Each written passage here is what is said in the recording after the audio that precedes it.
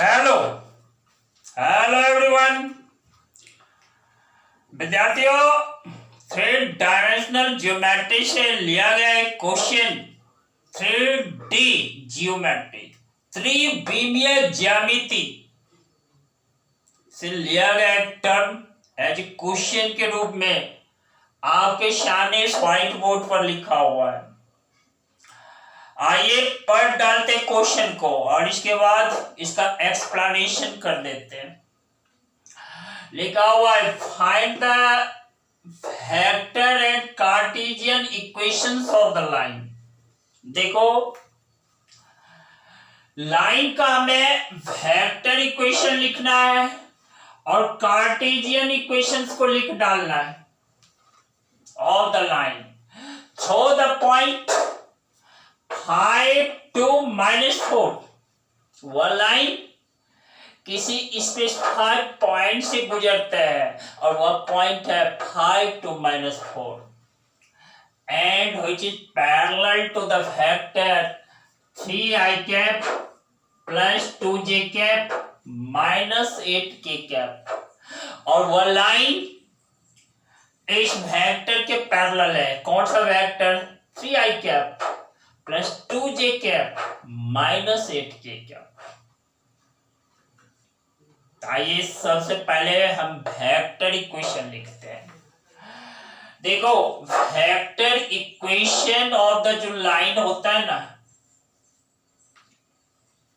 Vector equation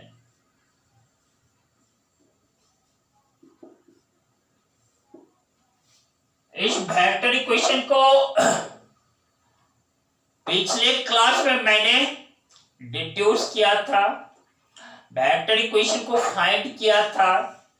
वह vector equation है vector r equal to, देखो, वेक्टर ए प्लस क्या है, लैम्ब्डा इनटू वेक्टर बी। और यहां पर टर्म्स को समझ लेना एक बार फिर से आवश्यक है।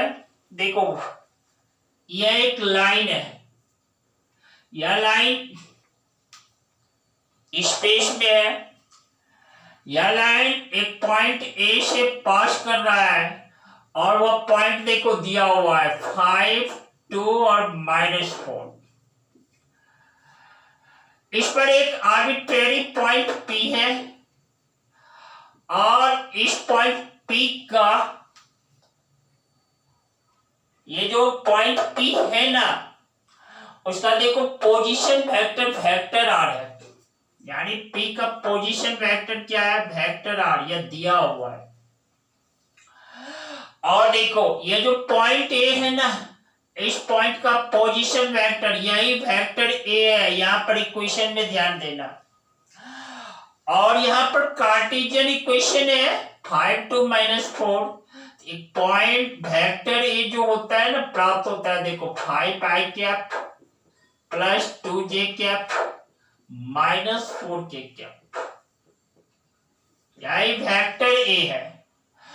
और देखो, वेक्टर बी क्या है, इस लाइन के पैरेलल एक वेक्टर है और यहां जो है ना 3i cap plus 2j cap minus 8k cap, यही वेक्टर बी का काम करता है। इस तरह से सारा डाटा मेरे पास है, वेक्टर ए है, वेक्टर आर है और देखो वेक्टर भी गिवन है। अब हमें इक्वेशन में पुट कर देना है, तो देयरफॉर लिख देते हैं। देखो, vector r equal to vector a के प्लेस पर देखो लिख देते हैं 5i कैप प्लस देखो 2j cap -4k cap plus देखो लैम्ब्डा, यहां पर लैम्ब्डा क्या है, स्केलर है जो रियल नंबर से है। और देखो, ये वेक्टर भी क्या है, यही है 3i cap plus 2j cap -8k cap. तो यही मेरा इक्वेशन है। This is the vector equation of the line.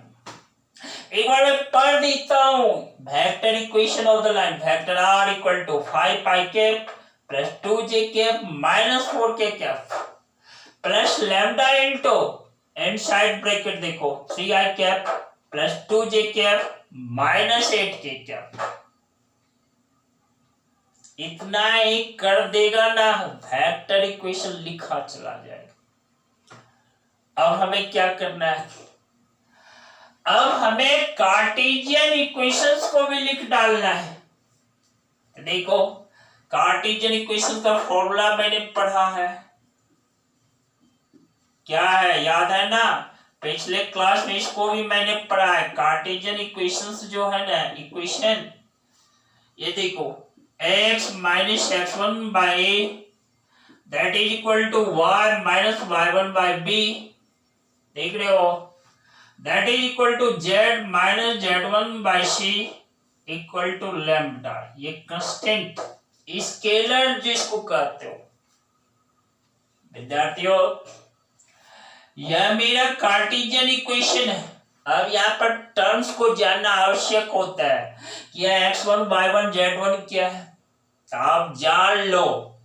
यही मेरा 5 2 और -4 यही x1 y1 z1 है, जिस पॉइंट से लाइन पास करता है, जिस पॉइंट से लाइन गुजरता है,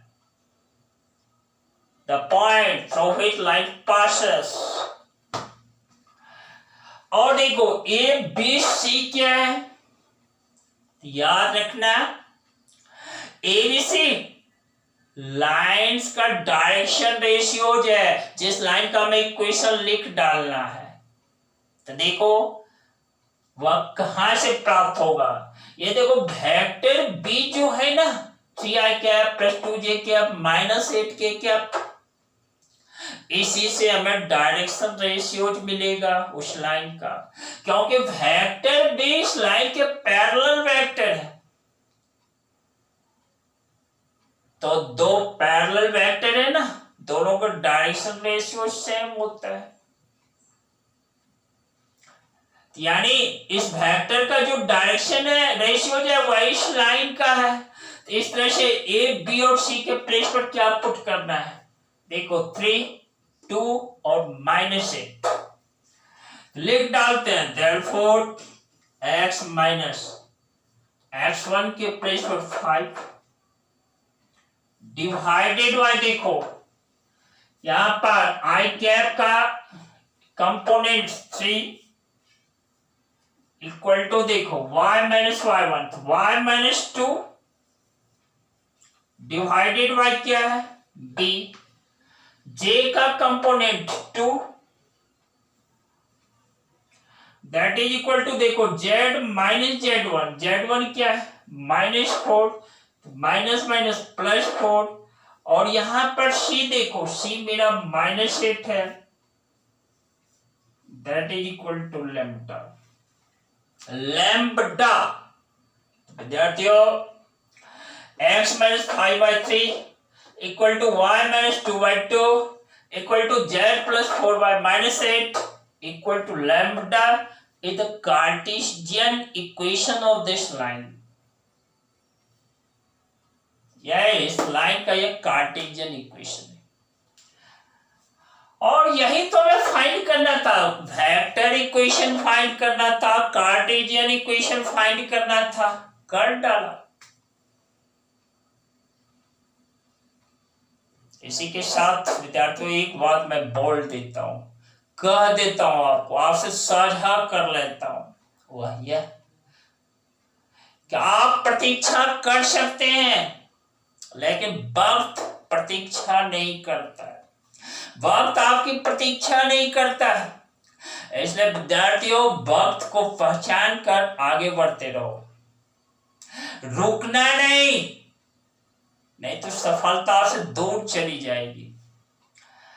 हर एक कदम जो आगे बढ़े वह आपकी सफलता के लिए हो, आपके सक्सेस के लिए हो। यदि आप ऐसा करते चले जाते हैं, सक्सेस आपके साथ एक ना एक दिन जरूर होगी, अवश्य होगा। यह मानो कि सक्सेस आपसे जस्ट एक कदम दूर है। इसी के साथ वेरी वेरी गुड। आप सभी बच्चों को बहुत सारा धन्यवाद। मैं कल की क्लास में फिर आ रहा हूं आपके सामने, इधर उधर कहीं नहीं जाना। बाय।